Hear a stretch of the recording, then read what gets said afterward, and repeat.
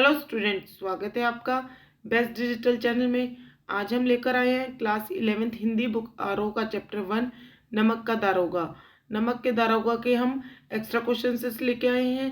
हम इससे अपनी पिछली वीडियोस में इसके एक्सप्लेनेशंस और एनसीईआरटी क्वेश्चन लेकर आए थे। नमक का दारोगा के बारे में हम शॉर्ट में आपको बता देते हैं कि इस चैप्टर में क्या है। नमक का दारोगा एक कहानी है और ये कहानी लिखी है मुंशी प्रेमचंद्र जी द्वारा और इनका मूल नाम है धनपत राय। इस कहानी में मुख्य दो पात्र हैं, पंडित आलोपीधर और मुंशी वंशीधर। पंडित आलोपीधर एक व्यापारी है और मुंशी वंशीधर दरोगा, जो कभी रिश्वत लेते नहीं और बहुत ही ईमानदार दरोगा है। इस कहानी में बहुत सारी मुहावरे लोकोक्तियों का प्रयोग हुआ है। हर व्यक्ति में अच्छाई और बुराई दोनों ही होती है, लेकिन जब हम अपनी बुराइयों पर विजय प्राप्त कर लेते हैं तो हमारा हृदय निष्कपट हो जाता है। आइए प्रेमचंद्र जी द्वारा रचित ये इस कहानी के माध्यम से असत्य पर सत्य की ओर, अधर्म की ताकत पर ईमानदारी की जीत को देखेंगे और समझेंगे कि बहुत ही अच्छी स्टोरी के साथ हम इस देखेंगे भी। तो चलिए इसके क्वेश्चंस करते हैं। नमक के तीन पर्यायवाची बताइए। नमक के तीन पर्यायवाची क्या होते हैं? लवण, क्षार और लोन। नमक के दरोगा पाठ के लेखक का क्या नाम है? नमक के दरोगा पाठ के लेखक का नाम मुंशी प्रेमचंद्र जी है। न्याय के दरबार में कर्मचारियों पर किसका नशा छाया हुआ था? न्याय के दरबार में कर्मचारियों पर पक्षपात का नशा छाया हुआ था।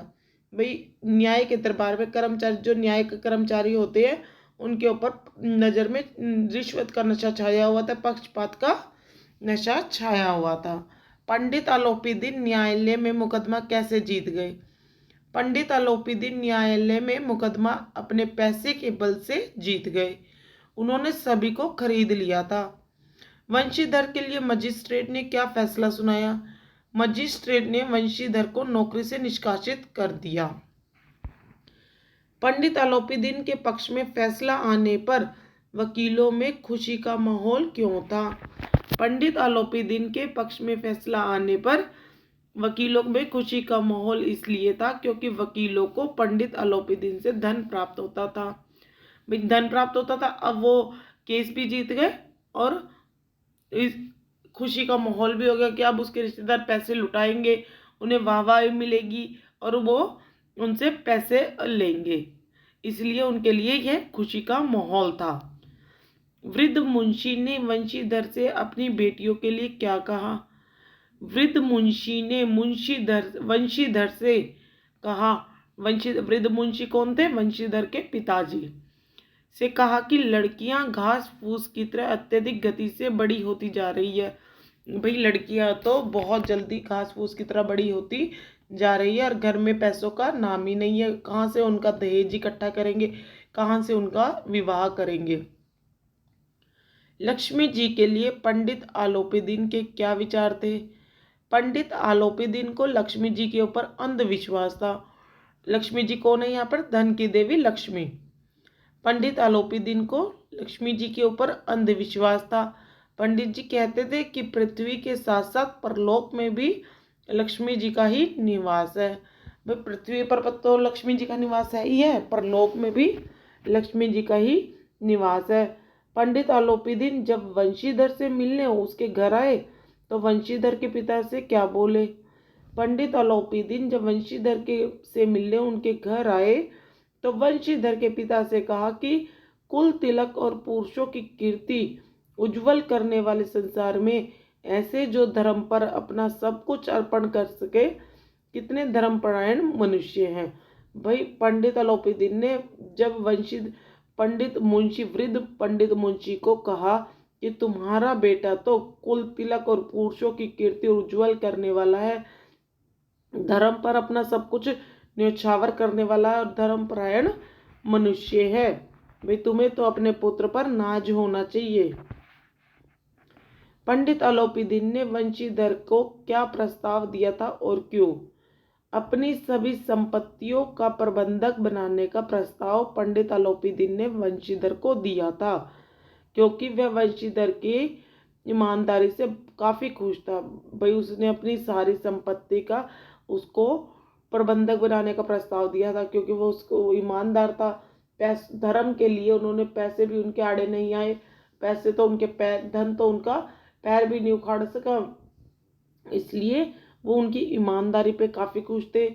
और उन्होंने अपनी ईमानदारी के आगे अपनी नौकरी भी खो दी थी, इसलिए उन्होंने उनके नौकरी को वापस दिलाने के लिए और अपनी गलती की माफ़ी मांगने के लिए वंशीधर की ईमानदारी से खुश होकर उन्हें संपत्ति का प्रबंधक बनाने का प्रस्ताव पंडित आलोपीदीन ने वंशीधर को दिया था। पढ़ना लिखना सब अकारत गया। वृद्ध मुंशी जी ने यह वाक्य क्यों कहा? मुंशी जी के पुत्र वंशीधर ने हजारों रुपए की रिश्वत लेने से इनकार कर कर पंडित आलोपीदीन को अपनी हिरासत में ले लिया था। मुंशी जी के पुत्र वंशीधर ने, मुंशी जी कौन थे? वंशीधर के पिता। और वंशीधर ने हजारों रुपए की रिश्वत लेने से इनकार कर दिया था, और इनकार करने के बाद पंडित आलोपीदीन को हिरासत में ले लिया था। यह बात सुन जब मुंशी जी को जान पड़ी हुई, यह बात जब उनके पिता मुंशी जी को पता चली, तो अपने पुत्र को डांटने के लिए कहा कि उन्होंने अपने पुत्र को बहुत डांटा, बहुत भला बुरा कहा, और यह भी कहा कि पढ़ना लिखना सब अकारत गया। भाई तुम्हारी पढ़ाई लिखाई तो सब बेकार ही गई, अर्थात पढ़ना लिखना सब व्यर्थ चला गया। नौकरी के ओहदे की ओर ध्यान मत देना, यह तो पीर की मजार है, निगाहें चढ़ावे और चादर पर रखनी चाहिए। यह बात किसके द्वारा कही गई है और किसका क्या अर्थ है? यह वाक्य मुंशी जी अपने बेटे वंशीधर से कहते हैं। इस वाक्य का मतलब यह है कि नौकरी के पद से रिश्वत और उपहारों का मूल्य अधिक होता है। भाई नौकरी के पद से रिश्वत और उपहारों का मूल्य अधिक होता है। नौकरी का पद पे तो मासिक वेतन आता है, और रिश्वत और उपहारों से तो यह बहती हुई गंगा की तरह ही होती है, हमेशा प्यास बुझाती ही रहती है। इसलिए पद से अधिक नौकरी ऐसी करनी चाहिए जिसमें रिश्वत लेने के अत्यधिक मौके प्राप्त हों। रात में पुल से गुजर रहे वाहनों की आवाज़ सुनकर वंशीधर के मन में क्या विचार आया? रात को सोते वक्त वंशीधर को पुल से गुजर रहे वाहनों की गड़गड़ाहट सुनाई दी, तो उन्हें कुछ आभास हुआ। वंशीधर ने सोचा कि देर रात वाहन कौन ले जाएगा, जरूर कुछ गलत हो रहा है। मुंशीधर ने लेटे लेटे ही सोचा कि इतनी रात को वाहन कोई थोड़ी लेके जाएगा, यहाँ पर कुछ गलत हो रहा है। कहानी में एक वृद्ध मुंशी का पात्र कौन है और कैसा है? कहानी में मुंशी जी का पात्र वंशीधर के पिता हैं। वह अपनी परिस्थिति से चिंतित है और अपने पुत्र की नौकरी के सहारे अपने घर की परिस्थिति को सही दिशा दिखाना चाहते हैं।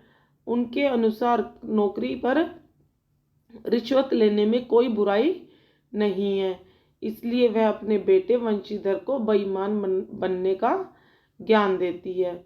भाई वो जो वंशीधर जी के पिता हैं, वो एक बेईमान आदमी थे, रिश्वत लेने में पर बल देते थे, और यही शिक्षा उन्होंने अपने पुत्र को दी थी कि तुम नौकरी की तरफ, ओहदे की तरफ मत देखना, और तुम रिश्वत की तरफ देखना कि उसमें ऊपर की कमाई कितनी होती है ऊपर। और उन्होंने यह भी कहा कि ऊपर की कमाई से ही गृहस्थी चलती है, मासिक वेतन से नहीं। मासिक वेतन को तो उन्होंने पूर्णमासी का चांद कहा है कि वो एक दिन तो पूरा होता है और फिर धीरे धीरे करते घटता चला जाता है और एक दिन समाप्ति हो जाता है।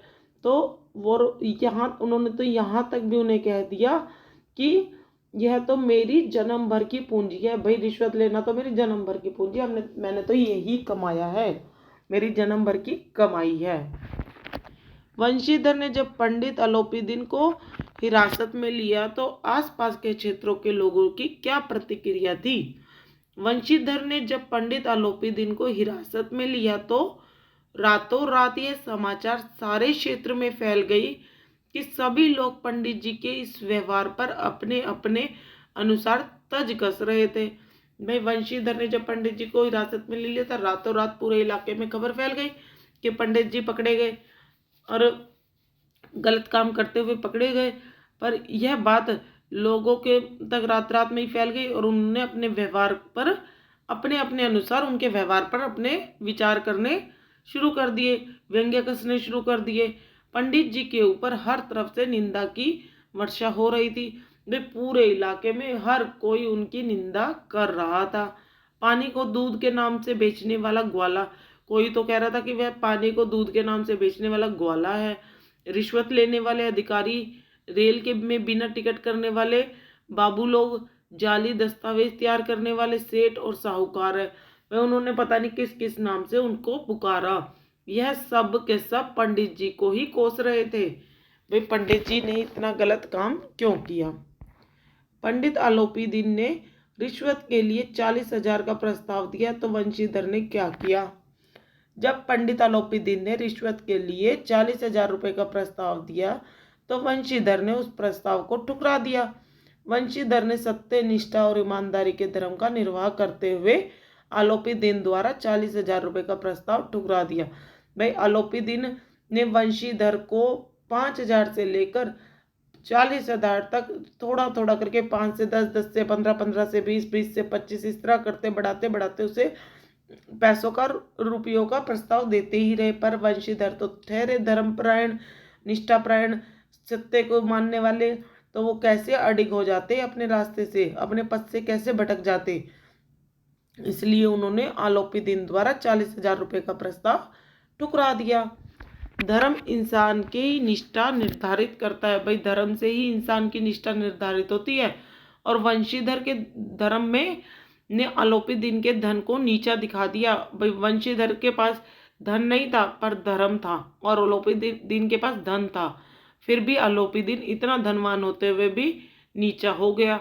अर्थात धन के राज को वंशीधर के धर्म से हारना पड़ा। तो इस प्रकार हमने इस चैप्टर में क्या देखा कि धर्म की जीत पर धन कभी भी हावी नहीं हो सकता। कहानी के पात्र वंशीधर की विशेषताएं बताइए। नमक के दरोगा की कहानी में वंशीधर सबसे महत्वपूर्ण पात्र हैं और उसका चरित्र अत्यधिक प्रभावशाली है। वंशीधर एक ईमानदार, शिक्षित और कर्तव्यनिष्ठ व्यक्ति है। अपने पिता के द्वारा दिए गए बेईमानी के ज्ञान के बावजूद वह ईमानदार है। भाई उनके पिताजी ने तो बेईमानी का पाठ पढ़ाकर उन्हें नौकरी पर भेजा था, पर वो ईमानदार व्यक्ति थे। उन्होंने पिता की बातों को बिल्कुल अमल नहीं किया। वह एक स्वाभिमान व्यक्ति है और न्यायालय द्वारा उसके खिलाफ नतीजा दिए जाने पर भी उन्होंने अपना आत्मसम्मान नहीं खोया। भाई न्यायालय में, अदालत में क्या हुआ, उनके खिलाफ नतीजा दिया गया, भाई सही नतीजा नहीं निकला, फिर भी उन्होंने अपना आत्मसम्मान नहीं खोया। कहानी में वंशीधर के पात्र की ईमानदारी और स्वाभिमान पाठकों को अत्यधिक प्रभावित करता है। पाठक के मन में उस पात्र के गुणों को अपनाने की प्रेरणा मिलती है। भाई सब जो इस पाठ को पढ़ता है उन्हें वंशीधर के ईमानदार और स्वाभिमान होने का प्रभाव पड़ता है, उनके ऊपर भी प्रभाव पड़ता है कि कितना स्वाभिमानी और ईमानदार व्यक्ति था, और उनके मन में उस पात्र के गुणों को अपनाने की प्रेरणा मिलती है। कहानी के पात्र पंडित आलोपी दीन के व्यक्तित्व की विशेषता बताएं। पंडित आलोपी दीन के पात्र दो विशेषताएं हैं। वे लक्ष्मी के पुजारी और ईमानदारी के प्रशंसक थे। वे पंडित आलोपी दीन जो थे वो लक्ष्मी के तो पुजारी थे ही थे, पर ईमानदारी की भी प्रशंसा करते थे, की पूजा करते थे। पंडित आलोपी दीन को लक्ष्मी जी के ऊपर अखंड विश्वास था। वे समझते थे कि लक्ष्मी की सहायता से किसी को भी अपने अधीन कर सकते हैं, कि जिनके पास पैसा होता है वो किसी को भी अपने अधीन कर सकते हैं, किसी को भी अपना गुलाम बना सकते हैं। उन्होंने लक्ष्मी की सहायता से ही न्यायालय को भी अपने अधीन कर लिया था। वही न्यायालय में सभी कर्मचारियों को खरीद लिया था उन्होंने पैसे देकर, तो फैसला उनके पक्ष में हुआ। पंडित आलोपी दीन लक्ष्मी के साथ साथ ईमानदारी को भी मानते थे, और वंशीधर की ईमानदारी से प्रभावित होकर वह वंशीधर को अपनी संपत्तियों का प्रबंधक बना देते हैं। वंशीधर के लिए उनके मन में कोई भी दोष नहीं है, क्योंकि जबकि वंशीधर ने ही पंडित आलोपी दीन को जेल भेजकर न्यायालय में प्रस्तुत किया था, फिर भी उनके लिए कोई दोष नहीं था, क्योंकि वो ईमानदारी की इज्जत करते थे। आलोपीदीन के पक्ष में मजिस्ट्रेट के फैसले पर वकील की क्या प्रतिक्रिया थी, तब इससे क्या निष्कर्ष निकलता है। मजिस्ट्रेट ने अपना नतीजा पंडित आलोपीदीन के पक्ष में सुनाया था। मजिस्ट्रेट के इस नतीजे से वकील अत्यधिक प्रसन्न था। वकील का प्रसन्न होना न्यायालय के नतीजे का प्रश्न उठता है, वो शर्मसार करता है। भाई हम वकील का प्रसन्न होना किस चीज़ पे क्वेश्चन मार्क उठाता है कि न्यायालय का नतीजा क्या सही था। कितना शर्मसार करता है हम लोगों को कि अदालत में तो फैसला सही होना चाहिए, पर वहाँ तो पैसों के कारण गलत फैसला हुआ। धन के आधार पर न्यायालय में न्याय दिलाना वकीलों का धर्म नहीं है, लेकिन इस नतीजे पर वकीलों की भागीदारी के कारण वंशीधर को अपनी नौकरी से हाथ धोना पड़ा। वंशीधर बहुत ही ईमानदार व्यक्ति था और उसने ईमानदारी का परिचय देते हुए पंडित आलोपीदीन को अपनी हिरासत में लिया था, लेकिन फिर भी न्यायालय में वकीलों की दलीलों के कारण नतीजा उसके खिलाफ आया और उसे अपनी नौकरी से हाथ धोना पड़ा। वंशीधर के पिता ने वंशीधर से नौकरी पर जाने से पहले क्या कहा था। वंशीधर के पिता ने वंशीधर पे नौकरी पर जाने से पहले क्या कहा कि वेतन पूर्णमासी के चांद की भांति होता है। वंशीधर के पिता द्वारा कहे गए इस कथन का अर्थ है कि चांद महीने में एक बार पूर्णमासी को पूरा नजर आता है और मासिक वेतन भी महीने में एक बार मिलता है। पूर्णिमा के बाद चांद का आकार धीरे धीरे घटता चला जाता है और अंत में खत्म हो जाता है, और इसी प्रकार वेतन भी सिर्फ एक बार ही पूरा नजर आता है और धीरे धीरे खत्म हो जाता है। और तुम भी अपने इस वेतन को तो तुम उठा कर रखना, केवल रिश्वत पर ही अपनी नजर रखना, क्योंकि रिश्वत ही बहती हुई गंगा की तरह है जो हमेशा प्यास बुझाएगी। तो इस तरह हमने इस चैप्टर के एक्स्ट्रा क्वेश्चंस को देखा। इससे हमें सीख मिलती है कि जो धर्म है वो धर्म हमेशा धन के आगे बहुत बड़ा है। धन कुछ भी नहीं है धर्म के आगे और इंसान के आगे। अर्थात जो मनुष्य को हमेशा अपने धर्म पर चलाना सिखाती है। और धर्म क्या है? सच्चाई का धर्म, न्याय का धर्म, कहने का धर्म, अन्याय के खिलाफ आवाज उठाने का धर्म। और धर्म हमेशा छोटा बड़ा कुछ नहीं होता है, वो एक सा ही होता है। धर्म की कोई जाति नहीं होती। सच को सच कहता है, इसलिए ईमानदारी सबसे बड़ी चीज होती है। ईमानदार व्यक्ति कभी हार नहीं सकता, कभी झुक नहीं सकता। इसलिए लाइफ में हमें ईमानदारी के साथ आगे बढ़ना चाहिए। लाइफ में कितनी सारी प्रॉब्लम है, लेकिन हमें ईमानदारी के साथ ही धर्म के साथ ही चलना चाहिए। तो इस प्रकार हमने इस चैप्टर के एक्स्ट्रा क्वेश्चंस किए और उसके बारे में अच्छे से समझा। अगर वीडियो अच्छी लगे तो लाइक, शेयर और सब्सक्राइब करेगा। आई होप आपको ये अच्छे से समझ आया होगा। आगे आने वाली वीडियोस का इंतज़ार करिए।